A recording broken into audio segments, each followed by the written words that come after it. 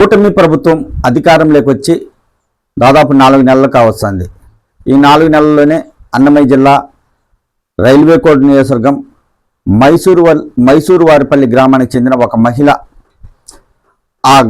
ఆ పంచాయతీ పరిధిలో కొంతమంది ప్రజాప్రతినిధులపై తన భర్తతో సహా కొంతమందిపై ఆరోపణలు చేసింది.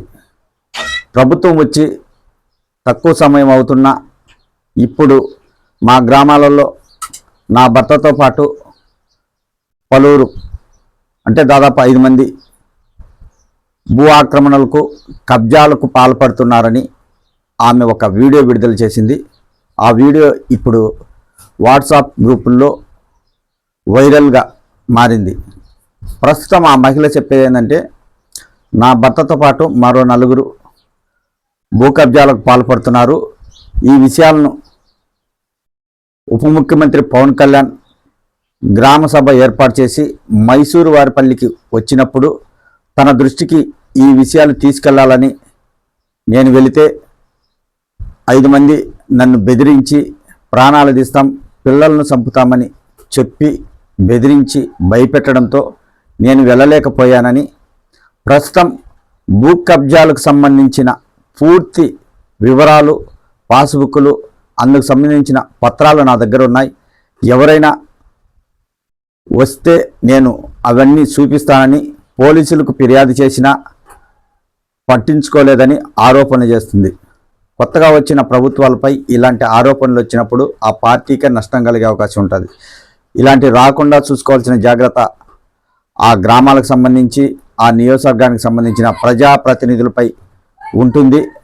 ఖచ్చితంగా ఆ మహిళ ఏం చెప్పింది, ఏం మాట్లాడింది అనేది ఆ వీడియో కూడా మీ దృష్టికి తీసుకొస్తున్నాను. మీరు ఒకసారి చూడండి. అతి తక్కువ కాలంలోనే ప్రభుత్వంపై ఇలాంటి ఆరోపణలు వచ్చాయి. కబ్జాలు చేస్తున్నారని, భూ కబ్జాలు చేస్తున్నారు, కోట్లాది రూపాయలు విలువ చేసే భూములు తమ సొంతం చేసుకుంటున్నారు అంటూ ఆమె ఆరోపణలు చేసింది. మీరే ఈ వీడియో చూడండి. నమస్కారం, నా పేరు వరకుటి సింధు మాధురి. నేను మైసూరు వారిపల్లి గ్రామస్తురాలు. నిన్న పవన్ కళ్యాణ్ గారు మా గ్రామానికి విచ్చేసి ఎంతో ప్రతిష్టాత్మకంగా గ్రామ సభ నిర్వహించారు. కానీ ఆ సభలో నేను బయటకు వచ్చి మా కష్టాలు ఏంటో చెప్పదలుచుకున్నాను.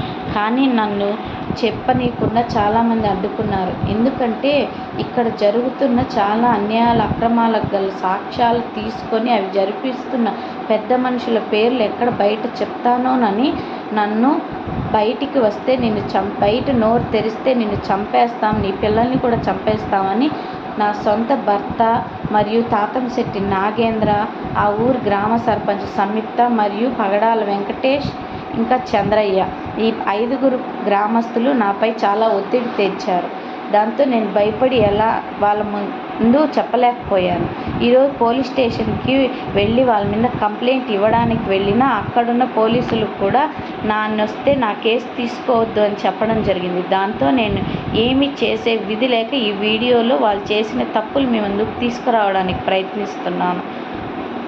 అందరూ అనుకున్నట్టుగాను ఆమె పెద్ద ఆదర్శ సర్పంచ్ కాదు, కబ్జాల సర్పంచ్.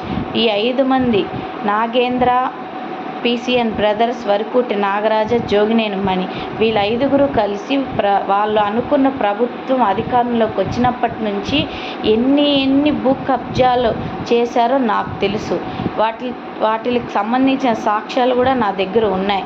బాలరెడ్డిపల్లి దగ్గర ఉన్న భూమి అయితేనేమి, ఇప్పుడు కొత్తగా సో ఫ్యాక్టరీ దగ్గర ₹1 కోటి ఇన్వెస్ట్ చేసి మరీ ఒక భూమిని దోచేయబోతున్నారు. దానికి సంబంధించిన కాగితాలు, ప్రూఫ్స్ కూడా నా దగ్గర ఉన్నాయి. కాకపోతే అవి బయటికి చెప్పడానికి నాకు ఎవరిని అప్రోచ్ అవ్వాలో తెలియక ఈ వీడియో రిలీజ్ చేస్తున్నాను. ఇవన్నీ నేను నిన్న బయట పెట్టి వాళ్ళ పేర్లు అక్కడ బయట పెడతానోననే భయంతో నా దాకా మైక్ రాకుండా ఆపి నన్ను బెదిరింపులకు గురి చేశారు. ఇందుకు ముఖ్య కారకుడు నా భర్త వరకుటి నాగరాజ. నా భర్త అయినప్పటికీ వాళ్ళతో కలిసి వాళ్ళు చెప్పే విధంగా చేసి నన్ను బెదిరింపులకు గురి చేసి మాట్లాడనీయకుండా చేస్తున్నారు. కావాలంటే మీరు అడిగితే నా దగ్గర ఉన్న ప్రూఫ్స్ మొత్తం మీకు చూపిస్తాను. పాస్బుక్లు కావచ్చు, డబ్బులు ఇచ్చి ఎవరెవరికి ఇచ్చామో కావచ్చు, ఎవరెవరు బ్రోకర్గా పనిచేసి స్థలాలు వీళ్ళు కబ్జా చేస్తున్నారు, వాళ్ళందరి పేర్లు నాకు తెలుసు. ఇది మీ అందరికీ మా అధికారుడు పవన్ కళ్యాణ్ గారికి చేరడానికి నా యొక్క ప్రయత్నం నాకు సహకరిస్తారని గ్రామ ప్రజలందరినీ కోరుకుంటున్నాను.